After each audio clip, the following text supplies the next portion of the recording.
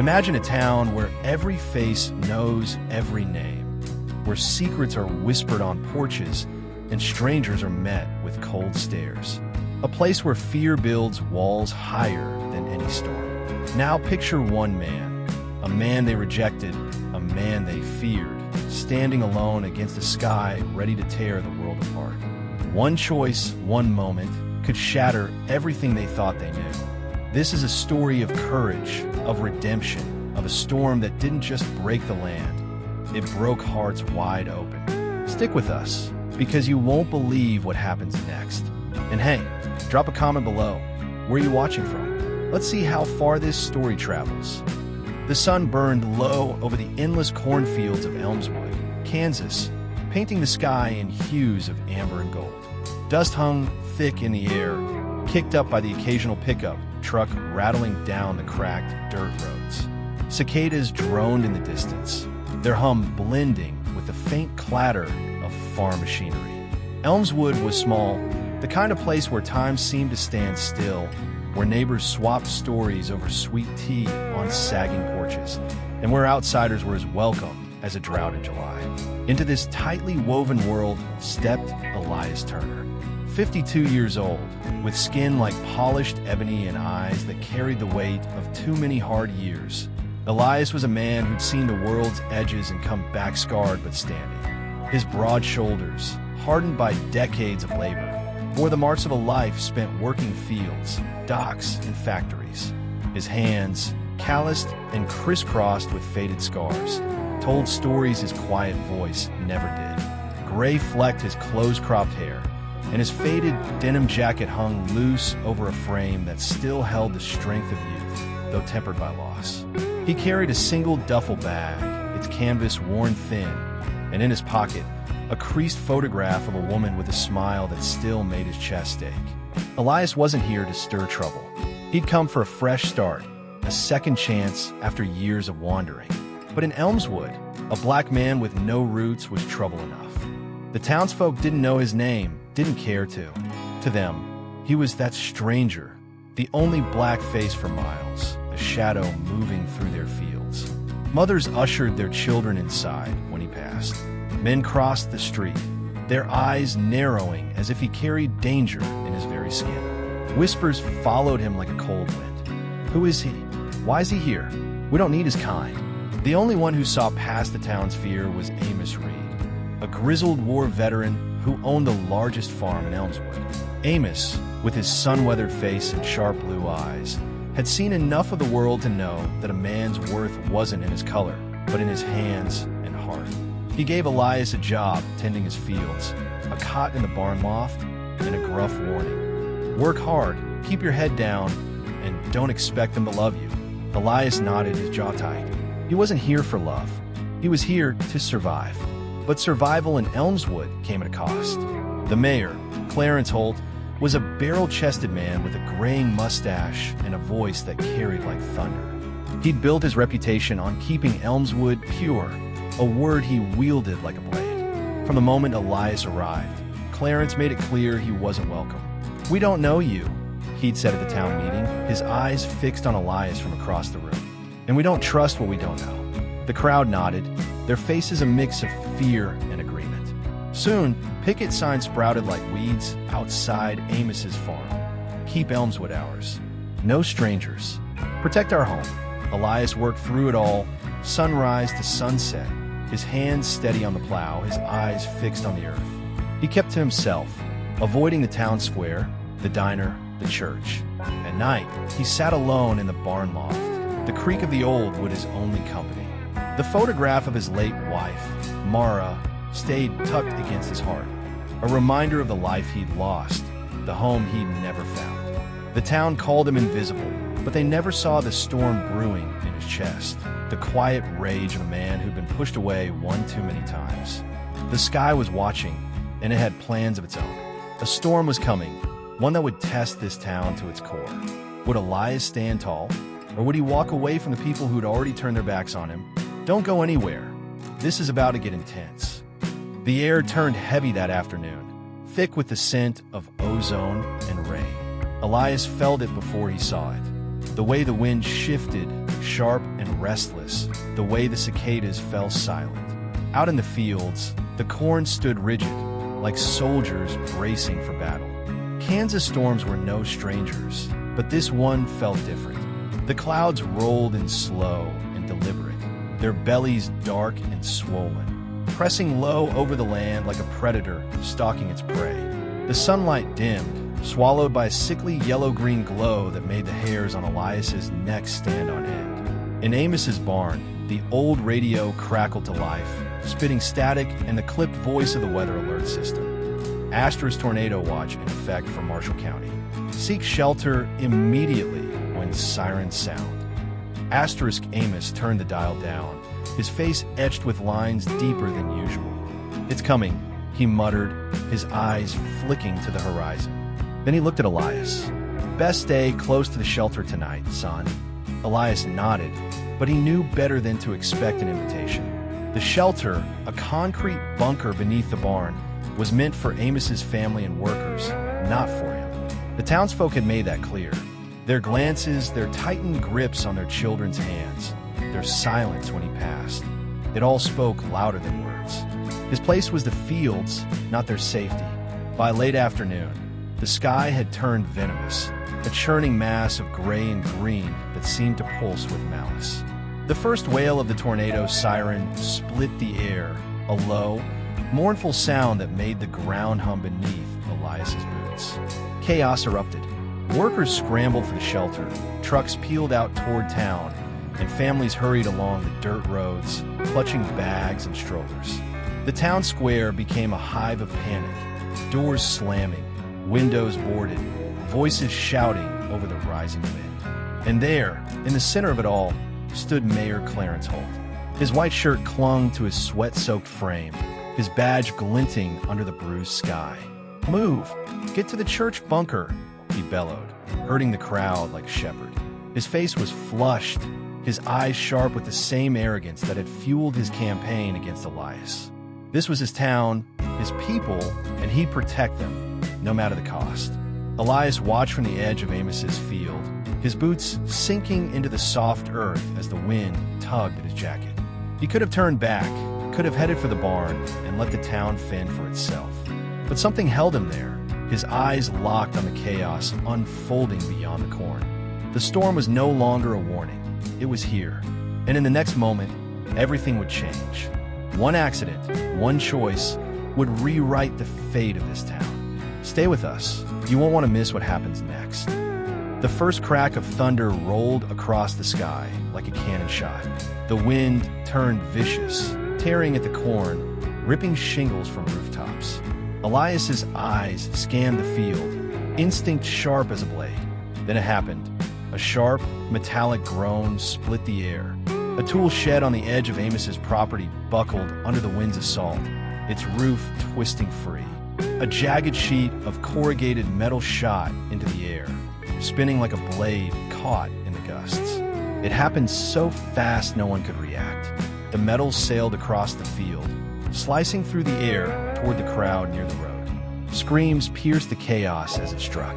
Clarence Holt's body jerked, his legs crumpling beneath him as the metal hit his side. He collapsed in the dirt, blood pooling beneath him, his badge glinting dully in the fading light. For a heartbeat, the world froze.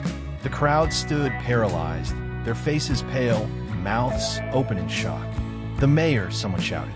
"He's down," but no one moved. Mothers clutched their children, men stared wide-eyed, their feet rooted to the ground.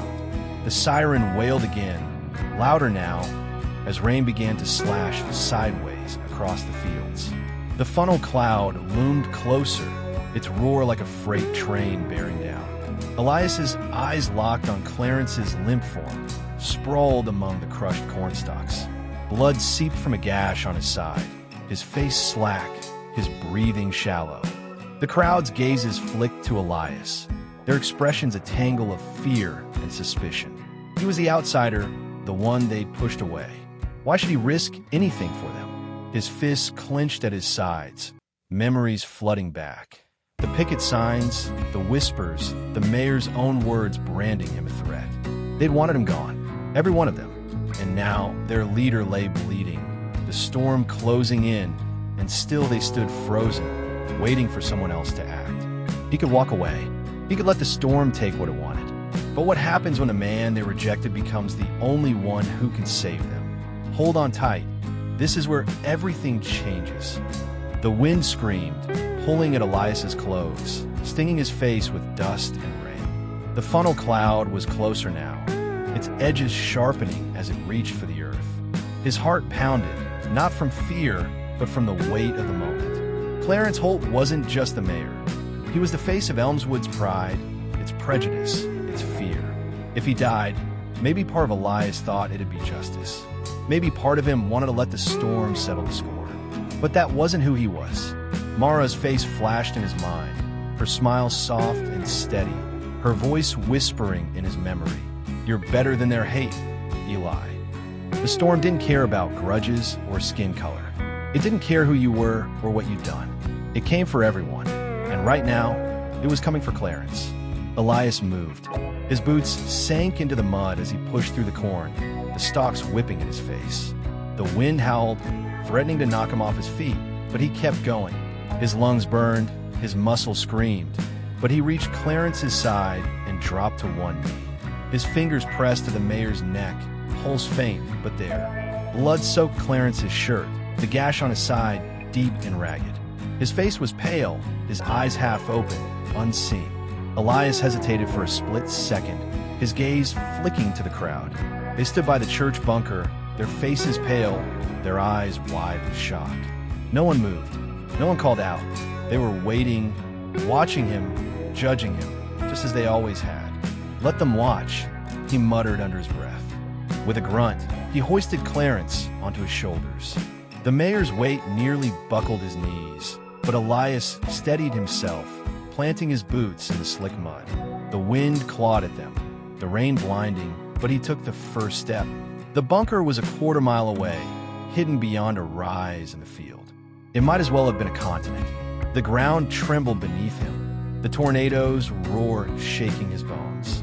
Mud sucked at his boots, cornstalks lashed at his arms, but he pressed forward one agonizing step at a time. His free hand grabbed for anything, roots, stalks, clumps of grass, to keep from falling. Clarence's body sagged, dead weight threatening to drag them both down. Elias's back screamed. His palms bled from gripping the rough earth, but he didn't stop. He was their outcast, their enemy.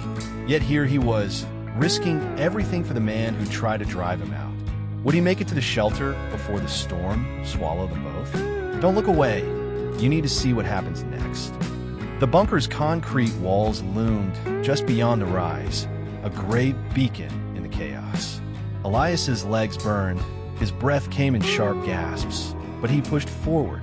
The crowd parted as he stumbled closer, their eyes wide, their voices silent. Amos was there, his face pale but steady, reaching out to help ease Clarence to the ground. You did it, Eli, Amos said, his voice tight. You damn well did it. Elias collapsed to his knees, his chest heaving, his hands trembling with blood and mud. The mayor was alive, his breathing shallow but steady. The paramedics would come if they could get through the storm. For now, the bunker was safety, its walls a shield against the tornado's wrath. The crowd stared, their faces a mix of shock and something softer, something like shame. They'd stood frozen while Elias fought through the storm. They'd watched, judged, and done nothing. Now, as the wind howled and the tornado tore closer, they saw him. Really saw him. One act of courage broke through years of hate. But the storm wasn't done, and neither was this story. What happens when a town faces its own heart? Stay with us. This is about to get even deeper. The tornado passed as quickly as it came, leaving Elmswood battered but standing. By dawn, the sky was clear, a cruel blue that mocked the destruction below. Fields lay flattened, fences splintered, roofs torn apart. The town looked like a battlefield, its scars raw and open. But scars, Elias knew, meant survival. Clarence made it through the night. Paramedics arrived at first light, stabilizing him before rushing him to the county hospital. Whispers followed, spreading faster than the storm. Elias carried him, risked his life, dragged the mayor to safety. The words were heavy, tinged with awe and guilt. Elias packed his duffel in the barn loft, his movements slow and deliberate. The photograph of Mara went into his pocket, her smile a quiet anchor. He was done here. Elmswood had shown him its heart, and it wasn't enough to make him stay.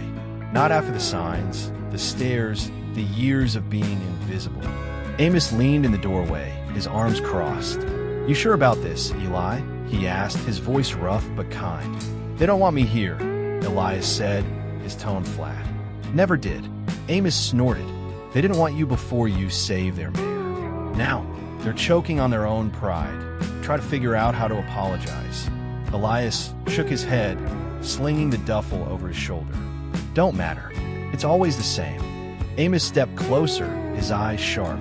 "Running don't fix it, son. Staying, that's the fight." The words stung, but Elias didn't answer. He walked to his pickup, the engine sputtering as it idled by the fence.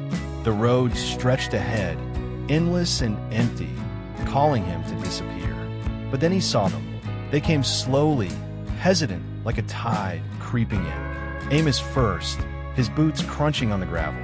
Then others, families, workers, mothers with their children, old men twisting their caps in their hands. No signs this time, no shouts, just tired faces and uneasy eyes. And then, through the crowd, came Clarence Holt. He was pale, his side bandaged, his steps slow and pained. The arrogance was gone from his eyes, replaced by something raw, something human. He stopped a few feet from the truck, his voice rough but steady. "You saved my life, Elias," he said. "Didn't know me that. Didn't know any of us." The crowd shifted, boots scuffing the dirt. A woman stepped forward, Lila Mayfield, who'd once crossed the street to avoid him. Her voice trembled. "I was wrong," she said. "We all were." A man in a work shirt nodded, his eyes on the ground. "Didn't see you. Not the real you." A girl, no older than 10, broke from the crowd, her braids bouncing as she ran to Elias.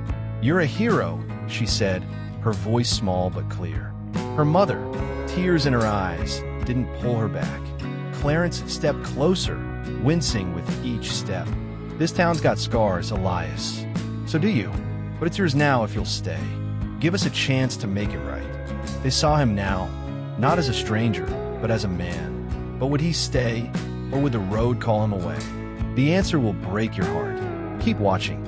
Elias stayed, not because of speeches or apologies, but because of the girl's hand in his, the weight of Mara's memory urging him to try one more time. The seasons turned, slow and steady, as they always did in Kansas. The fields healed, green shoots pushing through the scarred earth. Roofs were patched, fences rebuilt, lives pieced back together.